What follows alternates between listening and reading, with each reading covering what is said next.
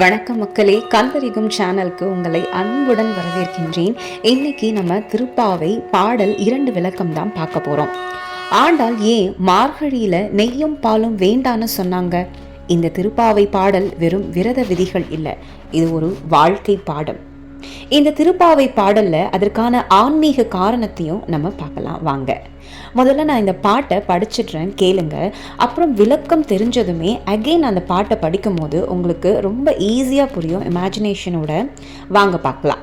வையத்து வாழ்வீர்காள் நாம் நம் பாவைக்கு செய்யும் கிருசைகள் கேளீரோ, பார்க்கடலுள் பையத்து என்ற பரமன் அடிப்பாடி நெய்யுண்ணோம் பாலுண்ணோம் நாட்காலே நீராடி மையிட்டு எழுதோம் மலரிட்டு நாம் முடியும் செய்யாதன செய்யோம் தீக்குறளை சென்றோதோம் ஐயமும் பிச்சையும் ஆந்தனையும் கை காட்டி உய்யுமான்றெண்ணி உகந்தேலோர் எம்பாவாய்.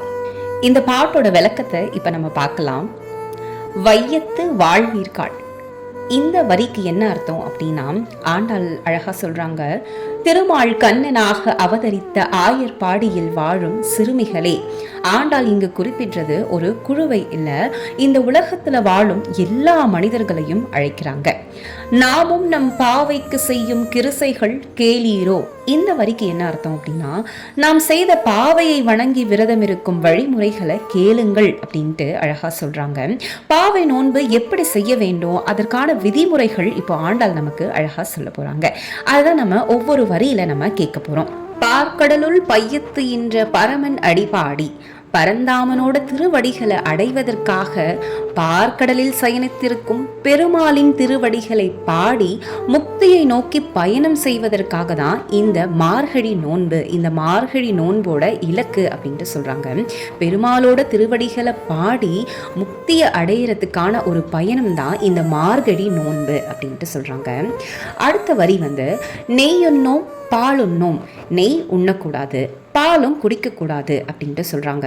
இது வெறும் உணவு தவிர்ப்பு மட்டும் கிடையாது, இன்பம் சுகம் சுவை இவைகளுக்கு அடிமையாவதை நம்ம தவிர்த்துக்கணும் அப்படின்ட்டு ரொம்ப அழகா விவரிக்கிறாங்க. நாட்களே நீராடி, இந்த வரிக்கு என்ன அர்த்தம்னா, அதிகாலையே நீராடி விட வேண்டும் அப்படின்றது தான் இந்த வரியோட அர்த்தம். உடல் சுத்தம் மட்டும் இல்லை, மன அகந்தையும் கழியும் நேரம் தான் இந்த மார்கழி நேரத்துல நம்ம அதிகாலையிலே நீராடணும்னா அந்த பலன் நமக்கு கிடைக்கும் அப்படின்ட்டு சொல்றாங்க. மன அகந்தை கழியும் நேரம் தான் இந்த மார்கழி மாதம் நேரம் அப்படின்ட்டு சொல்றாங்க. நெக்ஸ்ட், மையிட்டு எழுதும், கண்ணில் மை தீட்டக்கூடாது. வெளிப்புற அழகு முக்கியமல்ல, உள் அழகே இறைவனை அடையக்கூடிய ஒரு மிக சிறந்த வழி அப்படின்ட்டு ஆண்டாள் நமக்கு விவரிக்கிறாங்க. மலரிட்டு நாம் முடியும் அப்படின்னா கூந்தல்ல மலர் சூடக்கூடாது. மார்கழியில் பூக்கும் மலர்கள் எல்லாமே மாணவனுக்கே, அந்த பெருமானுக்கே, அந்த நாராயணனுக்கே சொந்தம் அப்படின்ட்டு சொல்றாங்க. நம் அழகும் இறைவனுக்கே அர்ப்பணம் அப்படின்ட்டு அழகா விவரிக்கிறாங்க. செய்யாதன செய்யும் அப்படின்னா என்னன்னா, தீய செயல்களை மனதால கூட நம்ம நினைக்க கூடாது. பாவம் செயல்ல மட்டும் இல்லை, எண்ணத்திலையும் தொடங்குகிறது அப்படின்ட்டு செய்யாதன செய்யும் அப்படின்ற வரி மூலமா நமக்கு எடுத்து வைக்கிறாங்க. தீக்குறளை சென்றோதோம், தீய சொற்களை சொல்லவே கூடாது, தீய சொற்களை சொல்வது கூட பாவம் அப்படின்ட்டு சொல்றாங்க. பிறரை பற்றி பேசுகிற குறை தீய சொற்கள் எல்லாமே தவிர்த்து விட வேண்டும் இந்த மார்கழி மாசத்துல அப்படின்ட்டு சொல்றாங்க. ஐயமும் பிச்சையும் ஆந்தனையும் கை காட்டி அப்படின்னா, இல்லாதவர்களுக்கும் துறவிகளுக்கும் தர்மம் செய்ய வேண்டும் அப்படின்ட்டு அழகா சொல்றாங்க. ஐயம் அப்படின்னா ஏழைகளை குறிக்குது, பிச்சை அப்படின்னா பசித்தவர்களை குறிக்குது, ஆந்தனை அப்படின்னா துறவிகளை குறிக்குது. அவர்கள் போதும் என்று சொல்லும் அளவுக்கு நம்ம தர்மம் செய்யணும் அப்படின்ட்டு அழகா சொல்றாங்க. உய்யுமான்றெண்ணி உகந்தேலோர் எம்பாவை, இந்த வரிக்கு என்ன அர்த்தம் அப்படின்னா, இந்த உலகத்திலிருந்து விடுபட்டு முக்தி அடைய ஒரே வழி எம்பெருமான் திருவடிகளை வணங்குவதா அப்படின்ட்டு அழகா சொல்றாங்க.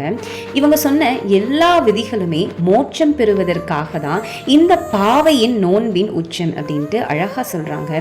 இந்த திருப்பாவை பாடலோட விளக்கம் உங்க எல்லாருக்குமே புரிஞ்சிருக்கும்னு நினைக்கிறேன். பாடல் ஒன்றோட ரெஸ்பான்ஸ் ரொம்ப அழகா இருந்துச்சு, எனக்கு ரொம்ப பிடிச்சது, ரொம்ப சந்தோஷமா இருந்துச்சு. சப்ஸ்கிரைப் பண்ண எல்லாருக்குமே நன்றி. இந்த வீடியோ உங்களுக்கு பயனுள்ளதாக இருந்திருக்கும்னு நினைக்கிறேன். கண்டிப்பாக இந்த வீடியோ உங்களுக்கு பிடிச்சிருக்கு பிடிச்சிருக்கு, யூஸ்ஃபுல்லாக இருக்குது அப்படின்னா சப்போர்ட் பண்ணுங்கள் மக்களே. லைக் பண்ணுங்கள், கமெண்ட் பண்ணுங்கள், அண்ட் உங்கள் ஃப்ரெண்ட்ஸ் அண்ட் ஃபேமிலிக்கு ஷேர் பண்ணுங்கள். பெருமாளை உங்களுக்கு ரொம்ப பிடிக்கும் அப்படின்னா மனசார ஓம் நமோ நாராயணா அப்படின்ட்டு பதிவிடுங்க. கண்டிப்பாக அந்த நாராயணனோட அருள் உங்களுக்கு எப்போவுமே இருக்கும். எல்லாருமே செல்வ வளமோட சிறப்பாக இருக்கும். அடுத்த 2026 வருடம் எல்லாருக்கும் நல்லதாகவே அமையும். கண்டிப்பாக நான் பெருமாள் கிட்ட நான் வேண்டிக்கிறேன். ரொம்ப நன்றி மக்களே.